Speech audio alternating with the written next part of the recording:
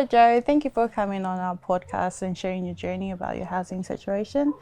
Our podcast is called He Whare Mowai, and it's basically about trying to get young Māori, young rangatahi into housing and finding out if they know about their pathways into housing, or if housing is not what they're trying to do, but just trying to find different pathways for them to feel safe and secure in a safe space.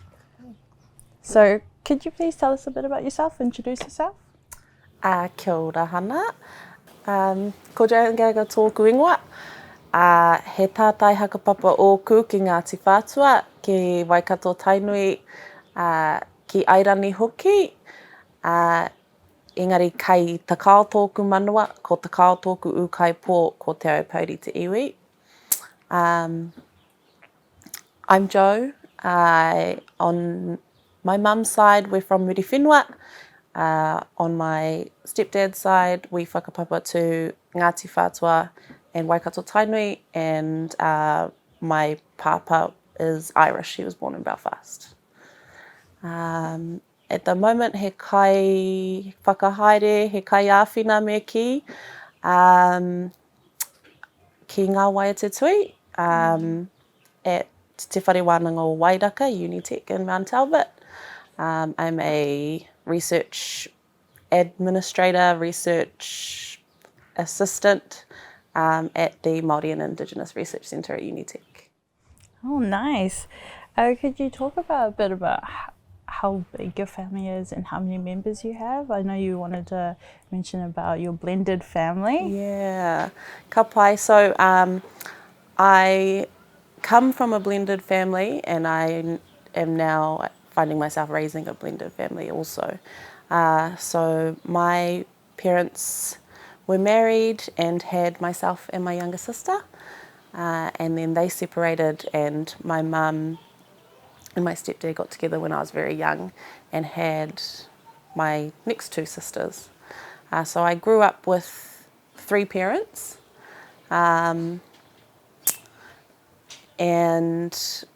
there was never any differences in who's who and who belonged to who or anything like that. I now have three children of my own, and my partner has children from a previous relationship.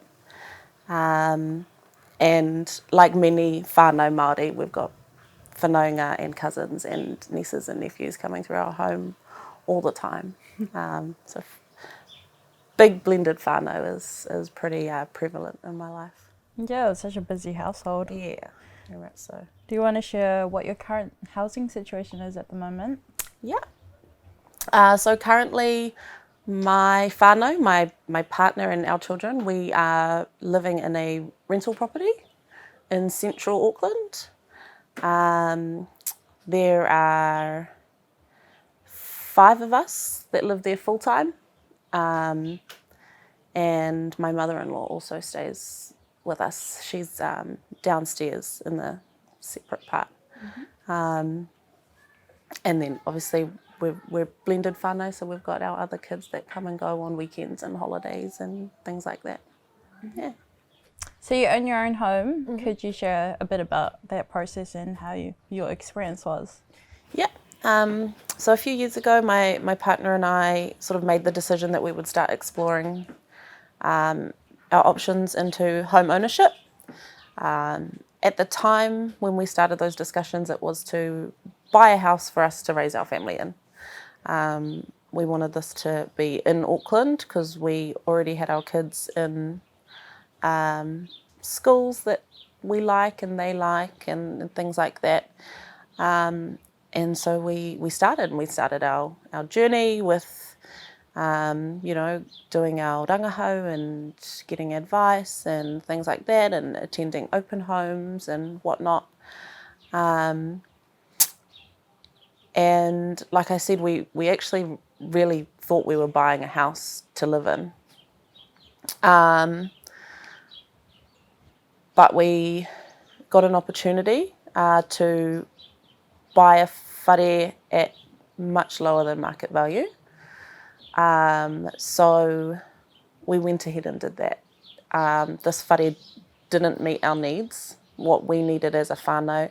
The location was wrong, the size of the whare was wrong, all sorts of things.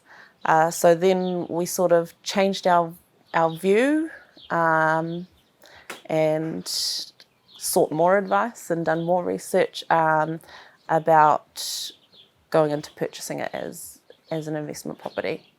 So now we own that home and we are renting it out. Could you share about how you even got into home ownership? Like, what was the checklist that you needed? Like, I know you talked about the challenges about using Pākehā names and like the checklist of owning a home and what you needed. Could you just share about that? Yep. So we definitely found that when we first started, and you fill out the contact us form on the bank's website just to sort of see how to start the process, how to get the ball rolling. The online communication via email and the comms and all of that over the phone were positive and really fast and really quick. And then after we met with these people for the first time, we felt like things started to slow down. Obviously, we can't prove this or not, but our feelings towards it were that we have these Pākehā names, so the ball got rolling quite quick. And then when they met two young brown people, the attitudes changed a lot. So we had a friend of ours, a whanaunga actually, who was advising us at the time, and he started coming along to these hui. We found ourselves as, I guess, fish out of water. We were in an environment that we hadn't been in. We thought we knew what we wanted and what we were doing, but we didn't. Really, really helpful and really important for us to have that sort of third-party advice as a sort of, I guess, translator in a way. There's the jargon that a lot of people don't understand, and it was just really helpful to have that third party there and have him involved to help us deal with some of those barriers and not take them too personally as well. So definitely being young and being brown didn't make it any easier with any of those financial institutions. So how long were you guys saving for? So we had both been saving before we met.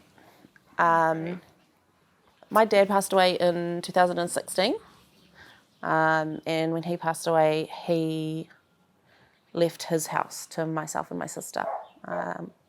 We were really lucky that our dad was really clever, really financially literate. So my dad owned his house freehold. He didn't have a mortgage. So when my sister and I inherited that house, we owned the whole thing. We didn't have anything else to sort out. My dad was very clever, very well organised, so all we had to pay for was the funeral. Everything else was sorted. So my sister ended up buying me out of the other half of Dad's house, and so now she owns that house and she lives in it. At the time, I wasn't in a position to buy her out. Had things been different, I think we probably would have co-owned it together and or rented it out or something like that. But at the time, that was the best way forward for the both of us. And so I ended up with a fair bit of money in my bank account. And that's when I sort of started thinking about what I was going to do with that. At the time, home ownership wasn't. It was a very long-term goal. It wasn't something that I thought was going to happen anytime soon. But I started doing some research and just talking to people and things like that, and decided that having money sitting in the bank was a waste. And if I didn't do something with it, it was just going to disappear. There was always going to be something more important. Yeah, things do come up. The car, the trip, the whatever, you know. So if I didn't do anything with it at the time, it would have just been a waste. And I guess a lot of my motivation for me to sort it out was that wasn't what I wanted with my dad's legacy. That was something that he gave to me, and I didn't want that to be wasted away. So we started researching what the best investment going forward was going to be. I talked to some advisors, mortgage advisors, financial advisors, things like that. And despite having a decent sum away, I was still a single student with a baby, and I wasn't going to get a mortgage. Then when I met my partner, he had a bit of money also, and he is a bit older than me. And so when we joined forces, that looked much better on paper. I had the deposit, he had the job, he had the steady income, and so together on paper the application worked much better. Yeah. So let me get this straight. You co-own a home with your partner, and you don't live in that with your family, so you're renting it out, and now you're also renting in a separate place with your whānau. And so how does it feel to be a landowner? Do you know, how do you manage all of that? So when we made the decision that we were going to rent the house, rent this property out, we also thought long and hard about how we were going to do that, and we looked at realtors and property managers and things like that, and the cut that they take just wasn't going to be worth it for us. It wasn't. It didn't make sense, so we decided that we would manage that ourselves. We also really wanted to, and I know it's only one house in the whole country, but we really wanted to be able to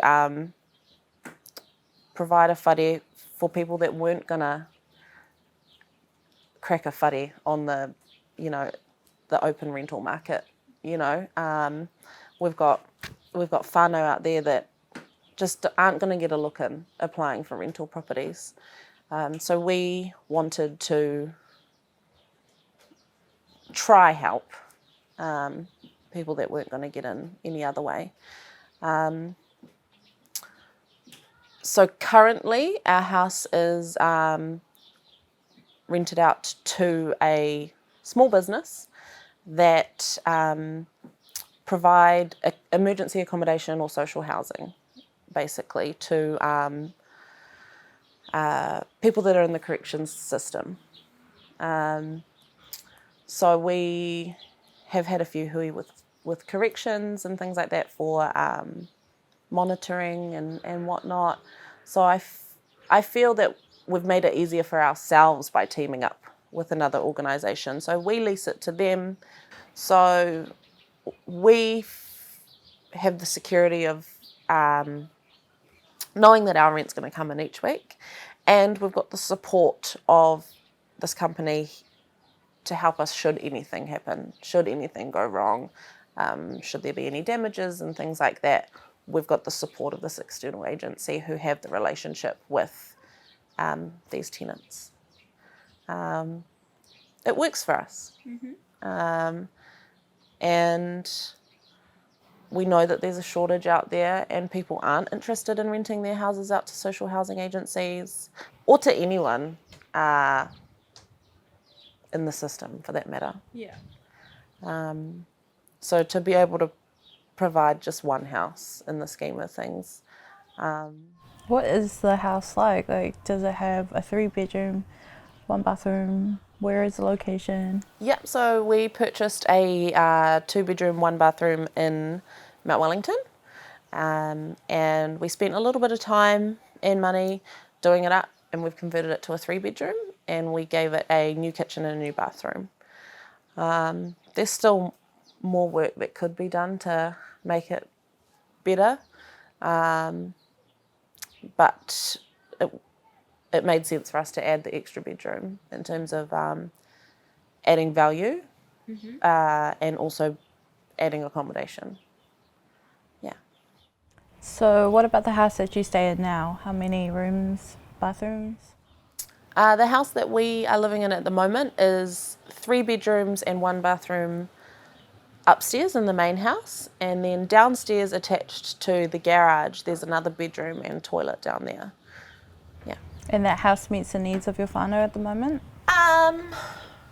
Majority of the time I would say yes. As a blended whānau, I would say something that we struggle with is justifying having extra bedrooms. It would be beautiful if all of our kids could have their own bedrooms all the time, but when half of our children are not with us half of the time, at the moment it doesn't make financial sense for us to maintain empty bedrooms. So yeah, our kids share and we just make it work. We just make it work for now. They're all young ages now. They are all young at the moment, so we've got bunk beds and trundler beds and things like that. Yeah, in an ideal world, we'd have a much bigger house, a much bigger property, and would be able to look after all of our kids under the one roof all the time. Both sets of our parents as well. That would be great. But it's just not where we're at the moment. Yeah. So, how long do you think you'll keep the property that you own and still rent there? We don't know. We don't really have all of that figured out. We have lots of wants. We have a big want list. We would love to leave Auckland. We would love to move out. To where? North. Oh, yeah. Definitely Northland. The further the better. Like north of Kaitaia would be great. Wow, that far north. Yeah, that would be my ideal. Engari no Waikato Takutani, so that'll take a bit of convincing. Is that the reason to get away from family, or like how would you manage that with the blended family? That's another big reason why we haven't left.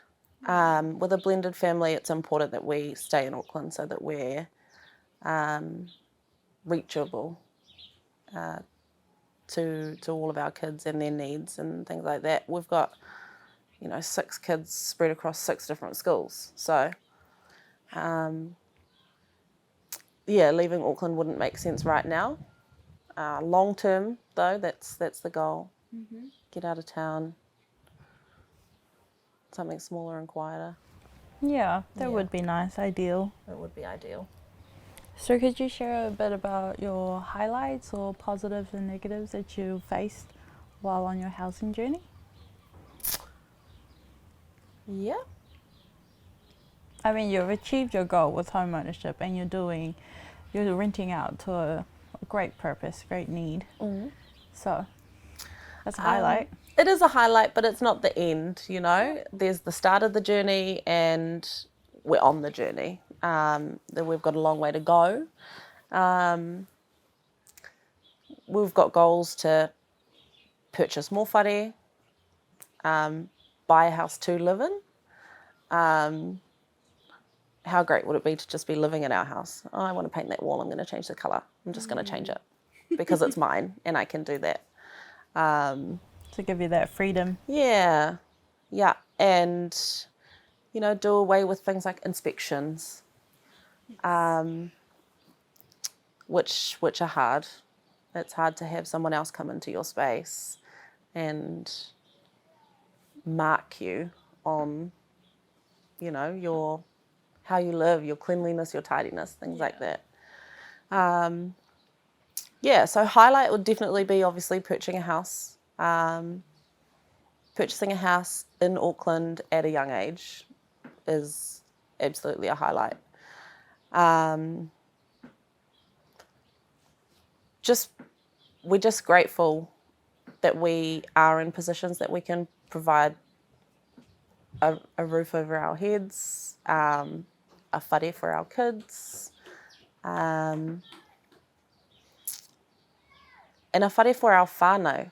You know, should anyone else need anywhere to be or anywhere to stay, we've got that. We're grateful that we've got a home.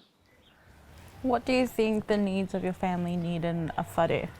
Or is the space is not as important, more so just having a secure, safe space? I think the greatest need is a secure and safe space. And secure as in not just the physical things, but Not just the physical. yeah, secure as in not just the physical things like locks, but you know, with the home ownership, there's the security of we have a house. With renting, it's not as secure. It's not forever. It can't be. It's somebody else's property. Yeah, the leases are about up to 1 year. Yeah. So you have to renew every year. Yeah. Does that cause like anxiety and stress for you? All the time. You know, we just want some longevity, stability, security. So that would be that would be amazing to live in our own home and have that security. So are you happy now? Now that you own a home, you've made it in society, you're young, you're female, you're wahine Māori. So Am I happy? Yes. Am I grateful? Yes. Am I done? No. that's great. Yeah, we haven't achieved all there is to be achieved. We could do more. We will do more. Who knows? And especially with the way things are at the moment, the current climate and the housing market, it wouldn't make sense for us to sell it anytime soon. I'm comfortable knowing that our money's safe. You know, leaving it sitting in the bank is not safe. Owning our own home and living in our own home would bring much more fulfillment, I feel, than the situation that we're currently in. Yeah. So the next house would be your forever home? I don't think so. Our kids are so young. Forever's a long time. You know, the next house might not be our forever home, and the next one after that might not be our forever home. As our whānau grow and get older, and our whānau come and go, our needs will change. So I don't think our forever home is in the near future. Yeah. I think it's a long-term thing. Yeah. Do you have any tricks or advice, tips for young rangatahi trying to get into the housing market? What tips would you give them? Sounds cliche, but do your research. And not just through, you know, one stream. You need to gather differing kōrero to be able to understand what you really want. When we went into it, we thought we knew what we wanted, but it's completely changed since then, and it continues to change and evolve. Our wants and needs continue to change and evolve. Talk to your whānau that are in home ownership. Home ownership isn't for everyone. Some people might not even want to buy a house. They might not want the responsibility of maintenance or whatever. So do your research and really figure out what it is you really want. Is it home ownership for investment, or for your whānau, or to live in, or to meet your own accommodation needs, or why are you buying a house? That's something I probably should have answered at the beginning of my journey. What I thought I wanted and what we've ended up with are very different. Yeah. That's great. That's a great point of view. What is your vision for young rangatahi in Tāmaki Makaurau and in the wider region?